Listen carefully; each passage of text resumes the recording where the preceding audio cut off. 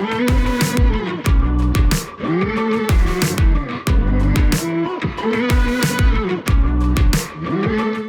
listening to the Decidedly podcast with Sanger Smith and Sean Smith. Our mission is to help business owners like you defeat bad decision-making so you can improve your health, wealth, and relationships. We do this by digging deep into the stories and expertise of our guests and distilling their knowledge into actionable wisdom for you to carry into your life and business. If you're new to the show, welcome. Be sure to hit the subscribe button so you won't miss out on any of our weekly episodes. If you prefer to watch this week's episode, head on over to YouTube for the full video. Now, let's get into this week's episode and defeat bad decision-making in your life and business.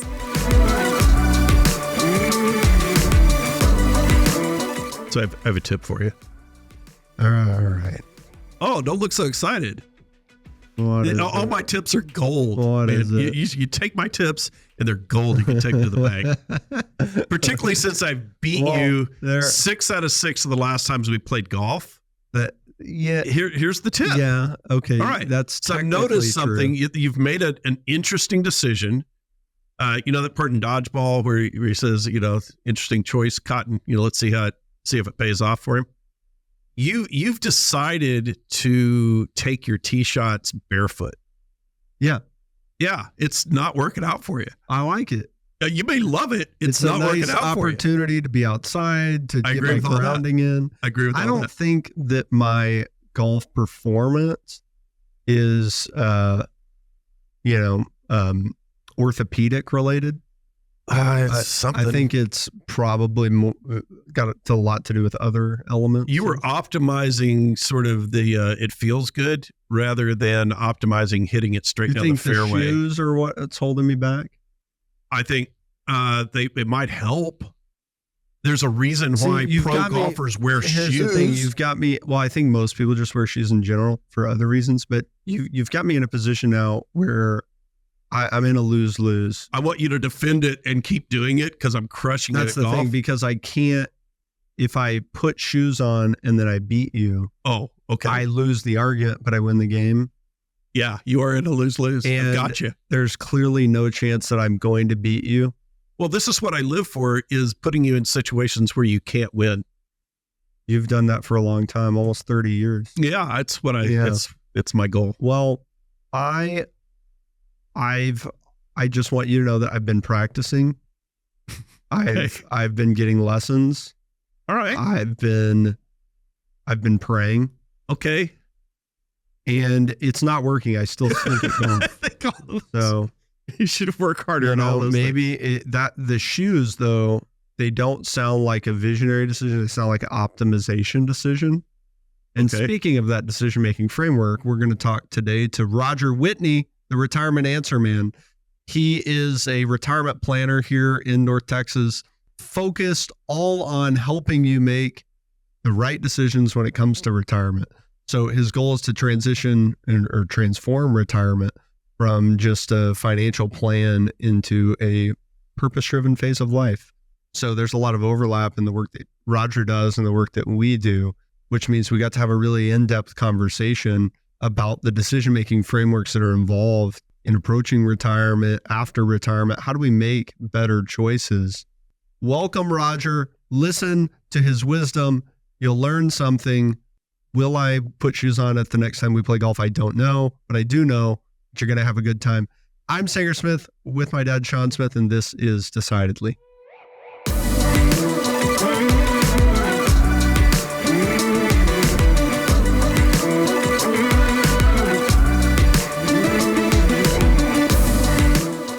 So you're in Mansfield. You've got a podcast that I've listened to actually a couple times, the Retirement Answer Man, which I enjoy, and different from what we do here, where we're sort of dialoguing and just having authentic conversation. When you talk to people about retirement, what's the most common question you're getting from people who are calling in? The most common question of all the emails that we get, the joke in the office is that it's, should I take the pension or their lump sum? That we always seem to get that question a lot, which is interesting. Okay. A lot of technical questions, right? We get a lot of technical questions where people, because it's geeky people that check out these podcasts to begin with. And a lot of my mission in life is to get them out of there. I have a geek hat here that I only put on, and I am like, we got to take our geek hat off because this stuff is not that important. I find those are the least interesting questions to me. I remember having a conversation with a client years ago, and they were all about these technical things, about how we were going to invest the money and all this type of stuff. And I had to stop. I said, and I didn't handle it well. I mean, this was years ago.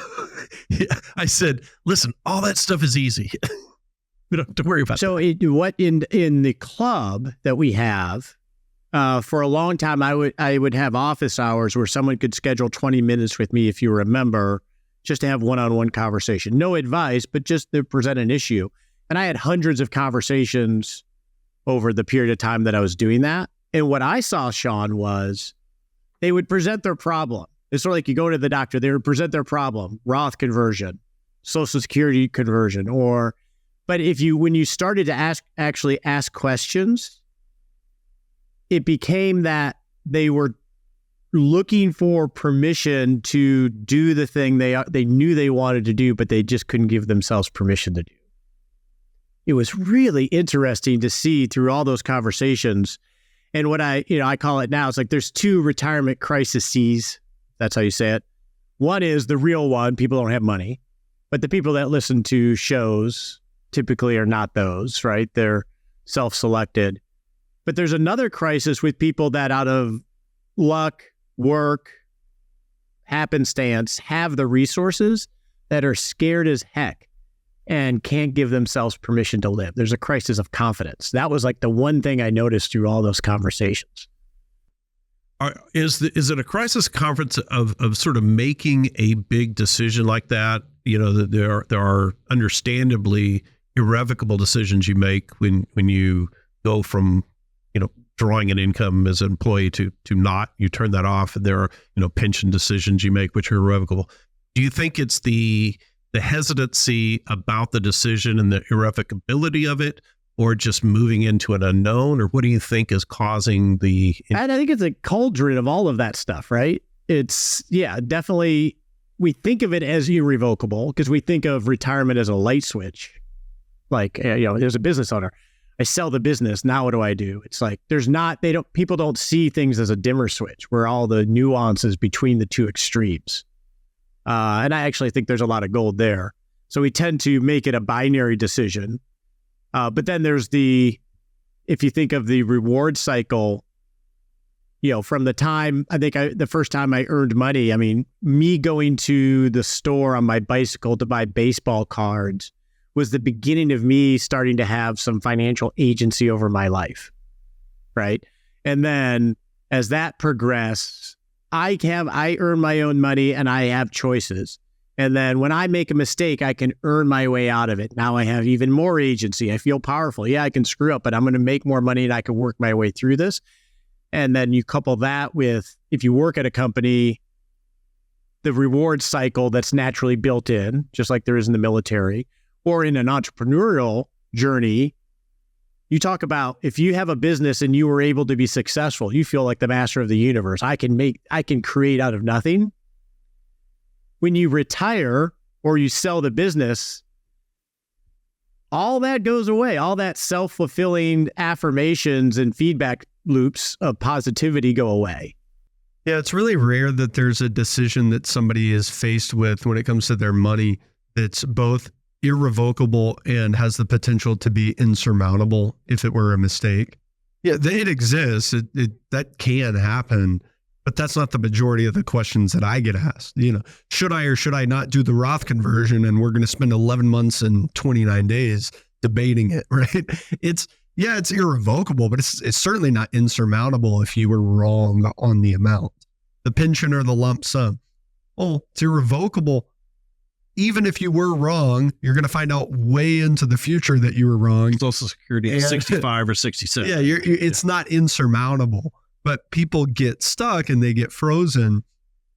I think to your point, I see a lot, like people just need someone to say, yeah, man, it's okay. Like you're not being stupid. You're not being irresponsible. You can do this from a professional perspective. You can afford the house or whatever it is. But other times people get really stuck, and I think that they're overanalyzing.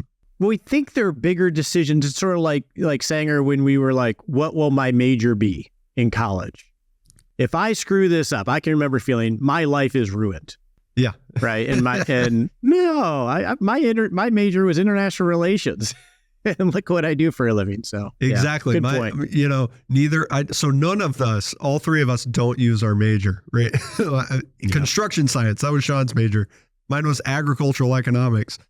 We're doing neither of those things. We're not building barns or anything. So, but at the time, I think to like draw the analogy, when somebody's nearing retirement, just like the college freshman, a lot can be, they can get frozen by the people that they're listening to, right? If their parents are saying, you got to pick the right major, you need to hurry up, school's starting next week, and the college counselor is hounding them and telling them why this is so important, and all their friends have already figured it out. Well, that's the same thing as somebody who's, oh my gosh, all my friends are already retired. My advisor is hounding me about what should I do. All these people are telling me I need to make a decision. Maybe I'm not ready to make a decision. I heard a good distinction the other day from a good friend of mine, which is being indecisive is not the same as being undecided. It's okay to be undecided, not knowing what the decision is. That's not indecisive, which is sort of this wishy, I don't know what I do. Maybe you just don't know the decision, and that's okay. That's not being indecisive. Yeah, and I think, as the irrevocability of the decision increases, and as the importance of the impact of that decision increases, you should take more time. You should get more data. If it is on the other end of those scales, make a decision to move on. I think you had a funny approach that you take at restaurants. If it's between chicken or fish, or like you just let the waitress decide or something. Yeah, I can't. This doesn't matter. It's not going to matter in 5 years. It's not going to ruin my day. You're going to like both, right? You're going to like both, probably. Yes. My fiance gives me such a hard time when we go out to eat. She'll pour over the menu, just every single ingredient. She's read it. She goes, do you know what you want? And I go, yeah. Well, I don't actually know what I want. I just know that I don't need to keep looking at the menu. And she's like, what are you getting? That's the natural follow-up to, do you know what you want? Yes, I know what I want. Well, what are you getting? I don't know.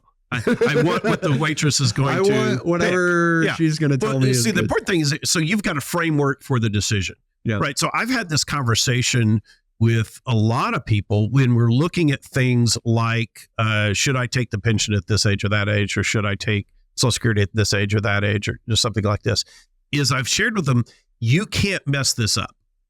There's not a bad decision here. There are better outcomes based on what happens and how long you live and so forth. But you're deciding between optimal and the very next one. And just go with it. It's not going to matter if you take it at 66 and a half or 67.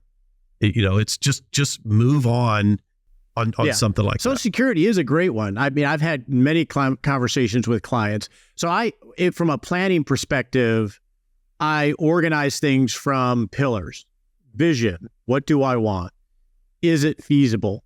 Make it resilient, and then optimize, right? So when someone comes with a decision, let's say Social Security optimization, I frame it. Look, this is an optimization question. So we should be able to not optimize at all, and we already know you're going to have a plan that's feasible and resilient. So this almost doesn't matter. And optimizing is just about enhancing it. So that's the first way I like to frame every decision when I'm talking with someone. Where does it fit within those pillars? So we don't go chasing things that are really unimportant. Or placing an undue burden or emphasis on the optimization, Right. Because that's all the bling. That's the financial bling, the sexy stuff that people are excited about, because that's usually what they bring to us. And most of it's unimportant. Yeah. So walk me through those frameworks again. So you talked about what are those? So first is vision. The first pillar is, what do I want? Right? What is the current version of what do I want? Because that's going to change a million times. Right? These two-way decisions, like we're making decisions in this case about retirement. If we haven't retired yet, it's very theoretical. We don't even know what that means. Right? So what do I want? So we start with, what are your top 10 values? And then your goals are derived from your values, right? One of my top 10 values back here, one of them is adventure. My goals, some of my personal goals are related to me living out that value, live a congruent life, right? So that's where you get the goals. And once you have what do you want, current version in pencil, then you organize your social capital, your human capital, and your financial capital, and test whether it's feasible, given the fact that, let's say, Roger lives, the next 40 years, God willing. It has to be a feasible journey, given the resources I have, because in most things, you can't have everything, and then you have to negotiate with yourself. And then once it's feasible, and this is where I think most planners are really good at, getting some goals and getting an idea of whether it's feasible, where I think everybody falls down, not everybody, a lot of people fall down, a lot of planners fall down is, okay, but how do I make it resilient so if a storm comes, I don't get my boat washed up, whether it's the first market or life event, because that gets much more detailed in cash flow planning, et cetera. And then you can think about optimization, which is enhancing the journey. I mean, that seems logical to me, so that's how we approach it. Yeah, that makes all the sense in the world to me. I love that framework because people tend to look at that end result decision, like the one that's furthest down the road, whether it's a decision about optimizing retirement or a decision in their business about like the new hot marketing strategy that we're going to implement next quarter. It's like, hold on, whoa. I have a lot of other decisions that I've got to make before I determine if I even need a new marketing strategy at all, right? Forget which one I should use. And people are often stuck there and unwinding it. They need that outside voice to say, hey, back up a second. Instead of losing sleep over optimizing your Social Security or losing sleep over whether this is the right marketing strategy, let's get you to a place where you're not losing sleep at all by making this a resilient plan. And then we can have fun. Yeah, we want to make the right optimization choice, but it's not going to ruin the plan. Yeah, like in a great point. In a business, and I own and run a business, and I could spend money pretty easily. Oh, yeah, me too. That sounds like a great idea. I'll throw money at that problem. I'll throw money at that problem, right? Yeah. It's a return on investment, right? It's easy to do that, just like it's easy to read an article about some fancy investment strategy or planning strategy and just go to that bling rather than do the really hard stuff, right? And building the foundation. And if you start in the right order, what I have found is decisions become much easier because they just derive from the work that you've done before and become much more self-evident than if you start from the optimization up.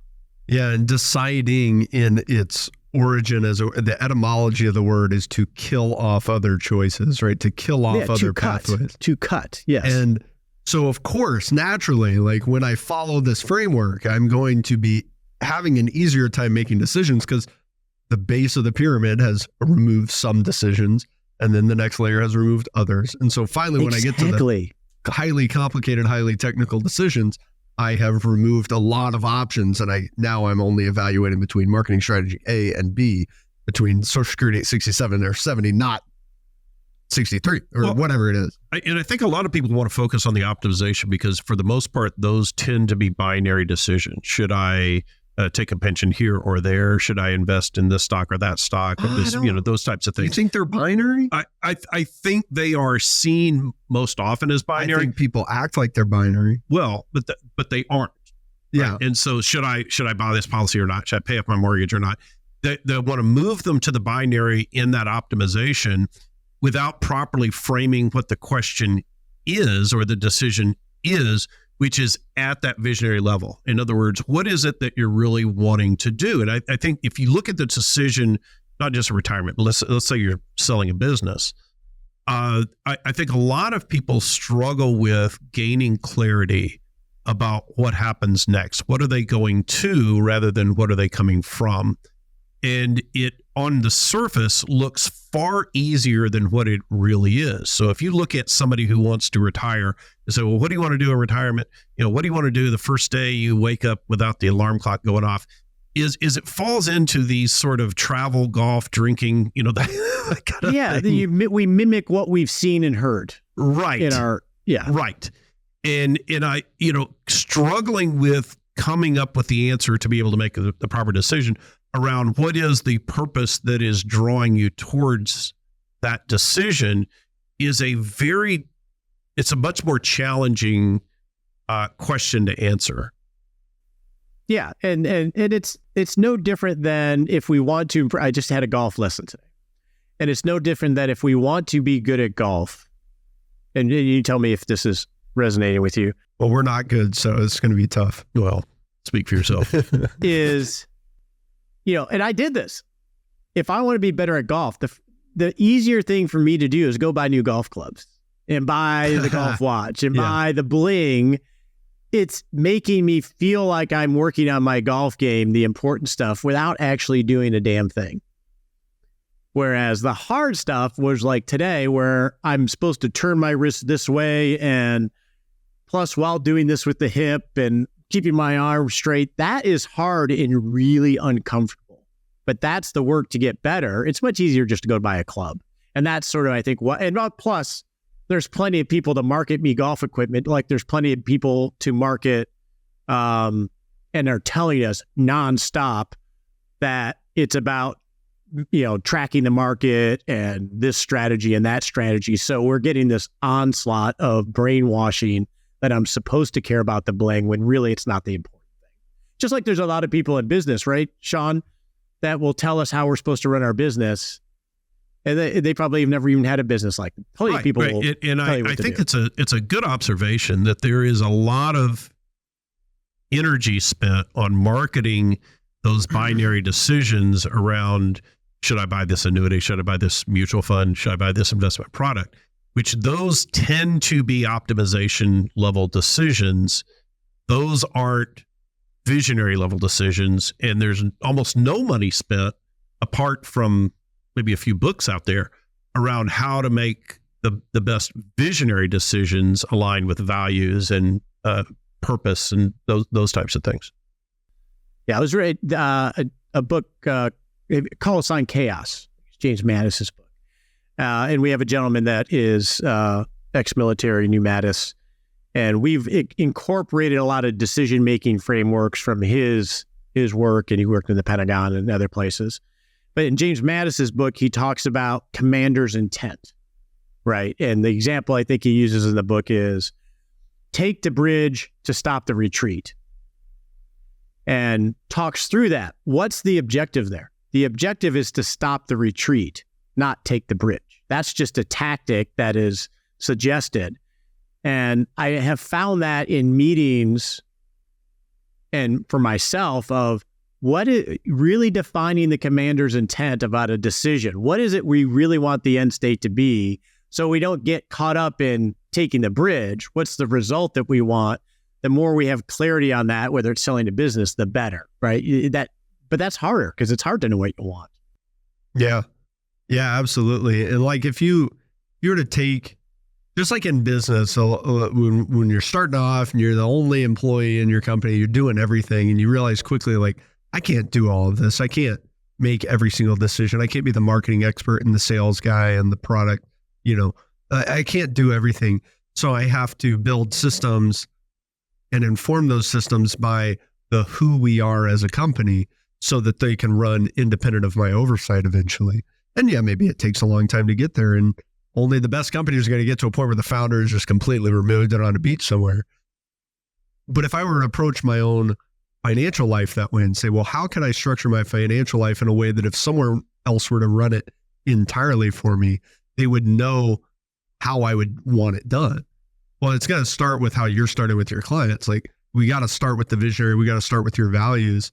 And when I look at the clients that like ultimately end up leaving our practice and going and hiring another advisor, does that happen? Surprise. Yeah, so sorry, there's a new concept. Yeah, it's never happened.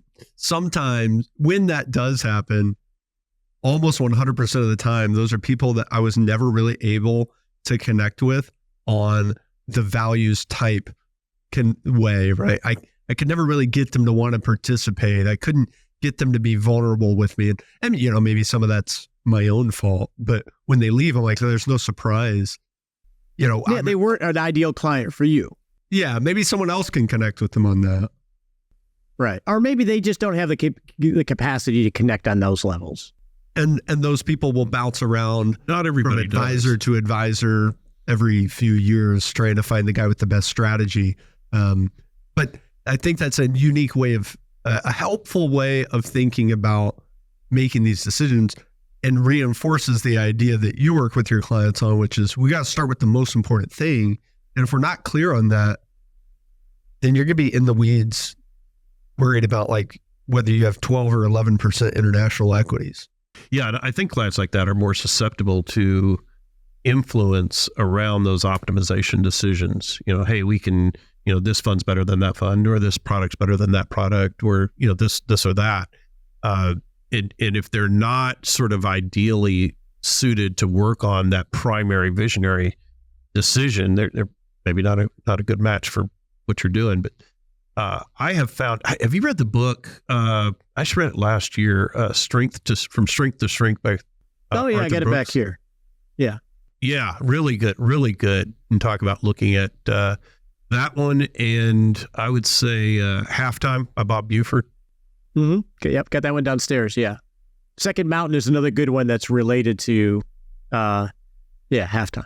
And I think From Success to Significance, I think is another one I'd put in that category. By one interesting thing, Sean, about Arthur Brooks. Yeah. Because I didn't know who he was. I bought all his books after I heard him. I think it was on a Cal Newport podcast, who I'm a fan of. Thinks logically, and its focus is on improving decision-making skills, which I think is literally, that is the most important game in the mastery journey of being a good advisor or planner, is decision-making skills. All the other stuff is just what we're making decisions about. But related to selling a business or retiring, in the interview with Arthur Brooks, and you may already know this, Sean, because I didn't know, I heard it for the first time. He dropped out of college, went and played in, I think, the Barcelona Symphony for 10 plus years, and recognized that he didn't want to do that anymore, left, came back, and within 10 years was a tenured professor, and then recognized that season was over, and then went and ran a think tank, and then recognized that season was over, and now he is writing books and doing some things with Harvard. But the idea of, like, with a business, whether it's going from the one-man shop to scale or to sell or to retire, it's being self-aware enough and brave enough to recognize when a season in your life is ending and a new season needs to begin. Yeah, I think, you know, it's a really good observation. And, you know, I like in his book where he's talking about the actual changes in the brain that make those seasons more optimized, and how you're better suited for certain types of work and certain types of activity as you age, different from when you're in your 20s or 30s, for example. But I think it's really smart. I think when a lot of people look at going from some of those seasons, is there's also not only a recognition that it's happening, but you have to prepare yourself for the loss of that season. To say, I'm no longer the owner of this business, or I'm no longer an employee of this company, or I'm no longer this person, because you're separating from that, which takes some steps to go through that are important. But also you then have to look at what are you embracing and moving into that next season, and be ready to fully embrace that. I have one of my good friends, longest friends, and been a client forever too. Worked at a local software company, public, and then went C-level at a Fortune 500 company, and then left that and has been CEO of residence and PE firms and things like that. But I remember when he was going to the Fortune 500 company at C-level, one of the first things he told the CEO is, I will be leaving in 4 years. He would go in being totally transparent of at the time, every 4 to 5 years, he would retire. He did micro retirements.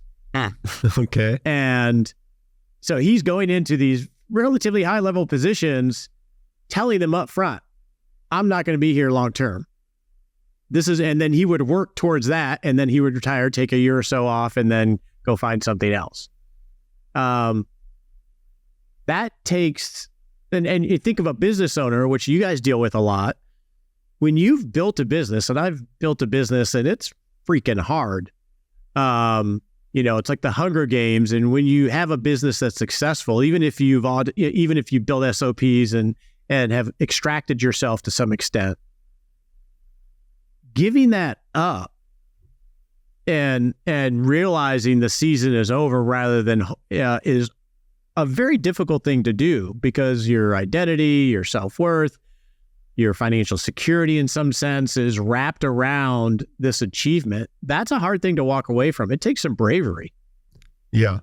I think it takes a lot of work, a lot more work than people think or expect. A lot of my clients who have sold businesses always end up coming back and going, man, this is what I realized I had to learn about myself. I'm like, I mean, I did try to tell you that, but I can't make you figure it out. Hey, you're going to sell this business. I recommend you figure out what is your identity going to be rooted in before this transition happens. And in some way, maybe, it's impossible to figure out before you're there, but I have to know it's going to happen. I used to say, and Sean, you mentioned this earlier, is it's much healthier to retire to something than from something, right? You're going to something because it's pulling you to this basically time freedom is what people want. If you ask them about retirement, it's more about having time freedom and control. I used to say that is the best way to do it. And I've revised that from a lot of discussions, and I'm saying I'm right, but I've revised that from, I think sometimes it's okay just simply to make the pain go away, because sometimes we can be in a position in a corporate world or in a business where there's no way I can figure out who the heck I'm going to be, because my mind is so in the mosh pit of the operation. Sometimes you just have to go create the space and trust that you'll figure it out. Yeah. It's like the indecision versus undecided that you were talking about earlier.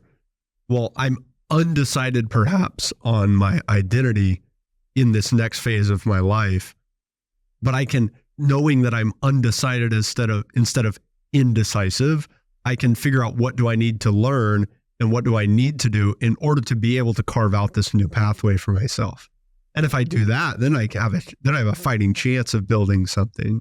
But from a decision-making framework, it goes to, how you frame a question or an issue is really important.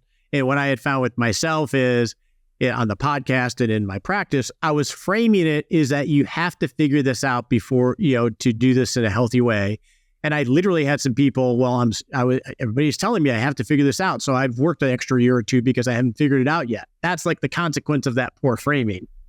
Yeah. Is that were you seeing that happen? Because I think that I've changed my opinion in a similar way to yours over the last couple of years. In that same way, it used to be, no, you got to figure it out first. And it's maybe there's some gray areas. Some of it is, were you hearing people give you that feedback a lot? Yeah. Well, when I started to receive that feedback, I'm like, oh, maybe this is not the right way to frame it. It's in the consequence of, let's say, my poor framing, Sanger, or yours, as you stated, is the consequence is, from my position as, someone people listen to in some way, is it can cost them a year or two of their life that they could have gotten out of what they didn't want to be. Yeah. And that's really scary. Yeah. Are you finding that there is a framework or a series of questions that you're finding that are more useful in helping someone discern what is it that they're going to, or how to clarify that vision? I don't have a series of questions, Sean, that I use. I just had a meetup in the club where I was coaching people through this section of the pillars. I think the main thing I try to do is I try them to think expansively and not self-edit initially, to throw all the things that they might think they want on the table. So that's number one. Number two is, a lot of times I have them use a decision-making model of inversion. right? Because if you even talk to me, I don't think forward. I want to be here or do this in 5 years. That doesn't resonate really with me when I think of goal setting. And sometimes that's how we approach goal setting of what do I want. So the second thing I suggest a lot is invert it. What don't I want in my life 5 years from now? What don't I want? The whole, 5 regrets of the dying. That resonates with me from a goal setting standpoint more than thinking forward. So I think inverting it and poking at it from different angles. So you can say, let's decide what don't you want in your life 5 years from now. And then you can back into, what has to be present in order for that not to be there, right? If I don't want to be in meetings 24/7 in 5 years, what has to be present in my business or in my practice so that is not so? And then you back into the goals. That's such a great idea. And the last thing I'll share is, we're agile. We use an agile project methodology in everything we do, is to de-escalate the importance of these decisions in the first place, because it's all in pencil anyway. You're going to change your mind a million times. So that not elevating sort of like the what major will I be in? They elevate it to this critical decision to de-escalate what you want to where it doesn't really matter because you're going to change your mind. So it's just pencil, just theoretically, don't worry about it. We just have to decide initially so we can start planning, but it's okay to change your mind. So de-escalating the importance of the decision in the first place. Yeah, I have found that expansive thinking, and you would think that would be the most energizing and content-filled discussion, but a lot of times that is a struggle for a lot of people because the habits that they have developed their whole life that put them in a position where the financial capability to retire is there aren't changing like a light switch, and they all of a sudden go from flying economy to flying first class. Exactly. And so breaking that cycle, a lot of times I'll ask people, what do you want to do when you're not time bound by work? What do you want to do to fill that time? And a lot of times people will minimize themselves and say, well, we're not big spenders, and we're not going to fly around the world, and we're not going to, and there are all these things that they don't want to do because they want to see themselves as humble and frugal and economical with their funds. So that expansive thinking a lot of times is difficult to break into for a lot of people. And I think studies show rich people don't think they're rich. Mm-hmm. Yeah. Right. And if I used this analogy the other day of if you're in the we've worked our accumulation muscles for decades, right? Of saving and denying ourselves. So we're walking around and we're all like, you go to the gym, our harvesting or reaping muscles are our legs that are in, this analogy, the chicken legs. We've never worked those muscles because we've always been accumulating. And I think one way that I've approached that, Sean, is here's my top 10 values. So one is quality relationships, if I can find that, right? So if you could define quality relationships, so let's assume we mean family. So if I say I'm a client, let's say, and okay, Roger, you really want quality relationships. Well, what does that mean? And digging layers deeper of, well, I want to create experiences with my children, right? Now that they're adults, I don't see them. I want to create experiences and memories with my children. Okay. Well, what are some ways you can create experiences and memories? And this is one thing that we have a lot of people that do. Well, they're busy. They're in their 20s. They don't have money. So it's always hard to get everybody in the right place. Well, what if you paid for everybody to go to Nags Head, North Carolina for a week, and you paid for the flights and you brought them all together and you did it like every other year? Approaching something that might cost, let's say $30,000, $40,000. I don't know what it would cost. From that direction, oh yeah. And then showing them it is safe to do this. You will be okay if you do this, is a way that you can start to walk this journey. And I've seen this with clients many times on this particular subject of spending money that they never would have spent if it was, hey, let's spend $40,000 on a trip with a family. What?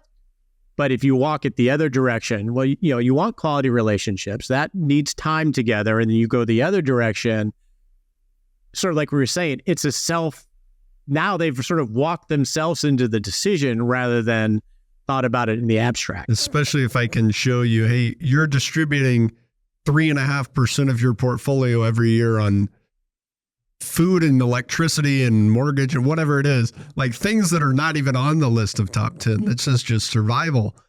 What percentage of your portfolio's withdrawal over the next 10 years would be worth quality relationship? Right. Because that's really, I forget what book that was, and then the next question was like, oh, that can I do that? And now you can have a conversation of whether it's feasible, and then you can figure out how to make it reliant. Right. So that's one way to approach we call it overcoming frugality. Those are the best moments. Yeah. When getting someone to do something that they did not think was possible. But I see that identity a lot. People root their identity in their lack of wealth, to some degree. And I think that in a way that's a very American thing. Maybe it's a lot more human than just our country, but it's like, everybody wants to be rich in America. Everyone's got a shot to be rich, but we don't want to admit it when we are. No, I'm not really there. And you see it in like our politicians who go to Yale and, have a yacht, and they got to tell you every time they're on the stump speech about when I grew up and how poor they were. When I grew up, the son of a substitute teacher, they got to tell you that they really made it out from nothing. But I see people so often, they're like, yeah, no, that's for rich people. That's for rich people. That's for rich people. And it's like, yeah, in a way that mindset helped you get to the point where you are a rich person who can spend 40 grand on a trip to take your grandkids. I think a lot of one way to overcome that is that I found personally, at least, is gratitude. I may not walk around day to day thinking of myself as a rich person. The reality is, by virtue of me being in this country, I'm the richest 1%. You're making more than $30,000 a year in the United States of America. You were in the 1% globally. Now I take it to, you're making six figures and you have no debt. You're in the richest top 1/10% of people who've ever lived ever. Oh, well, I'm grateful. I can be thankful for the things that I have. And maybe that combats the identity, not that it needs to be tackled and dismantled, but the gratitude can help me not think about all this be so fearful, I guess, which is what causes people to hang on to that identity. Yeah, it's like here's my water bottle, right? We're inside our own water bottle, and like a negotiation, a tactic is go to the balcony, get perspective, because I don't have perspective when I'm inside my own life, right?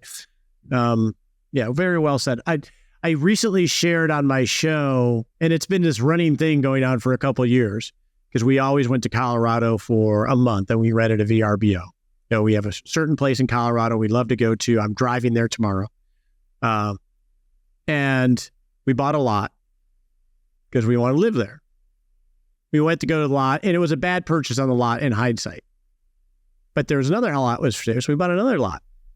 And then we go down, we get the architectural plans and have the builder, and the builder comes back and it was 50% more than what was estimated, etc. Luckily, it was one of those when it came back, it was like, that ain't going to happen. And so now we're stuck. We want to be in Colorado. I had one lot that was really, in hindsight, a poor decision. I was buying dream more than being a good advisor to myself. The second lot, I'll give myself a pass on that one. It was a good lot. It's a nice lot. It'll be easy to sell.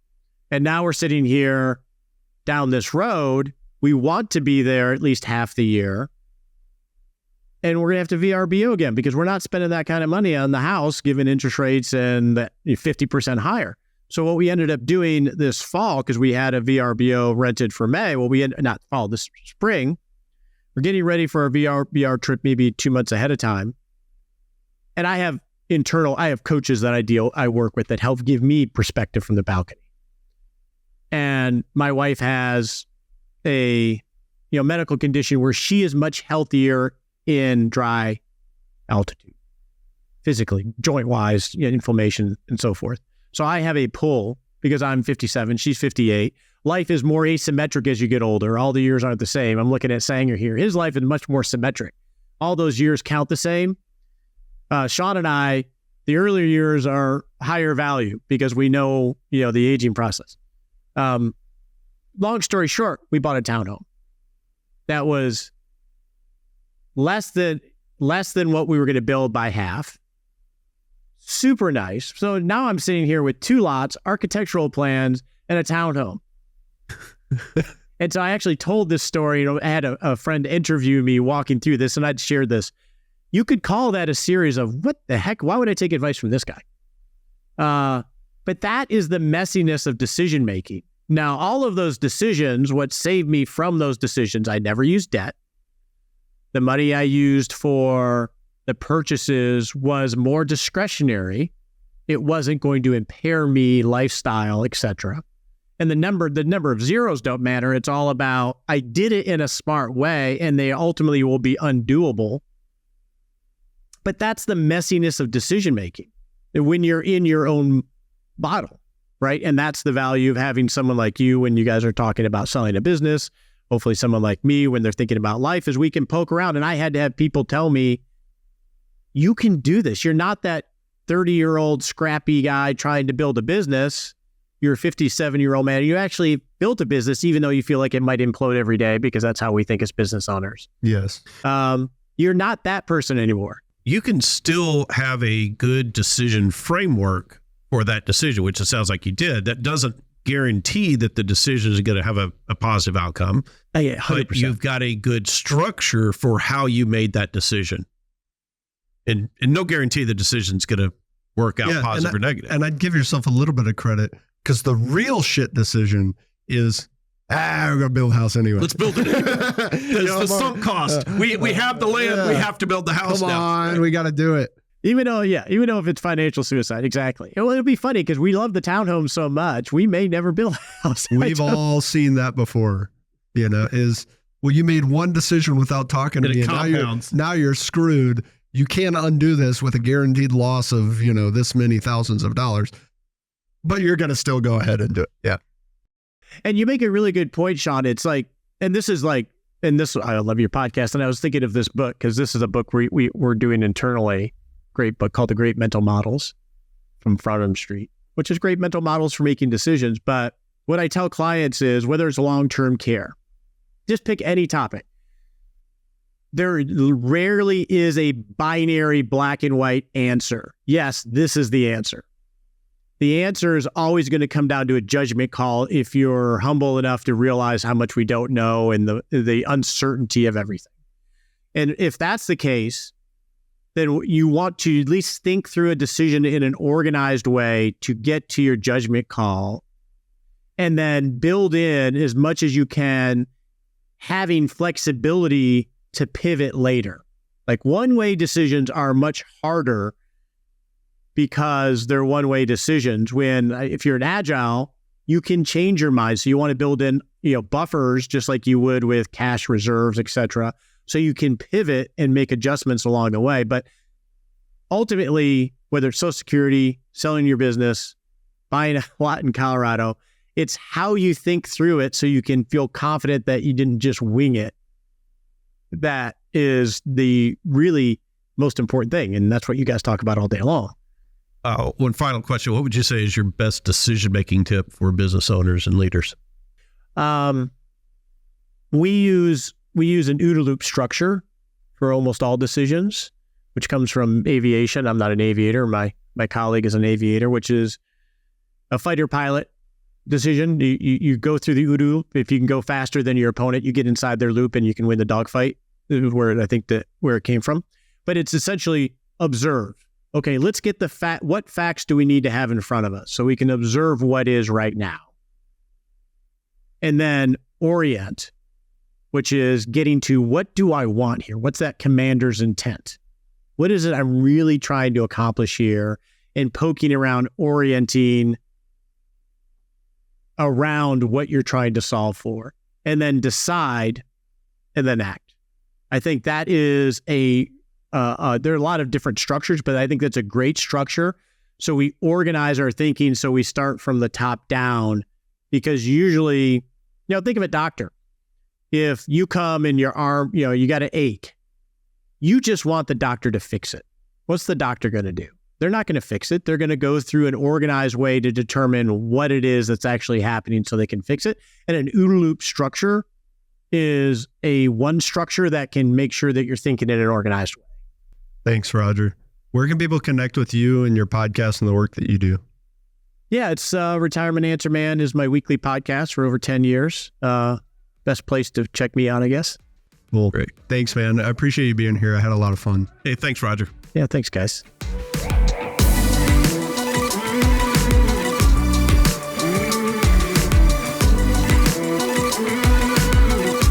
My takeaway from talking with Roger is when we're looking at that framework that so many people want to get caught up or don't want to get caught up, but end up getting caught up in the optimization part of decision making, which they want to look at as primarily binary decisions and make these decisions. They think that is decision making, but really it starts up top on that framework of the visualization and how we frame the decision in the first place and focusing on what the long-term outcome is.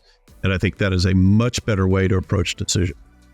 What stood out to me was the resilience step in his framework and how that's before optimization. I think that's like really an overlooked step. He even said that's the part where most people fail the most. I think that's a good reminder. I got to make this resilient before I'm worried about all the bells and whistles. You just made a great decision to listen to this episode of Decidedly. Make another great decision by subscribing to the show and leaving us a 5-star review wherever you're listening. We appreciate the support. It helps business owners like you find our community and defeat bad decision-making in their own lives.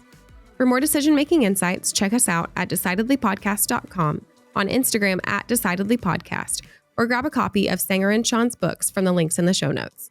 Finally, we'd like to thank Shelby Peterson of Transcend Media for editing and post-production of the show. Thanks for listening. I'm Morgan, your producer, and this is Decidedly.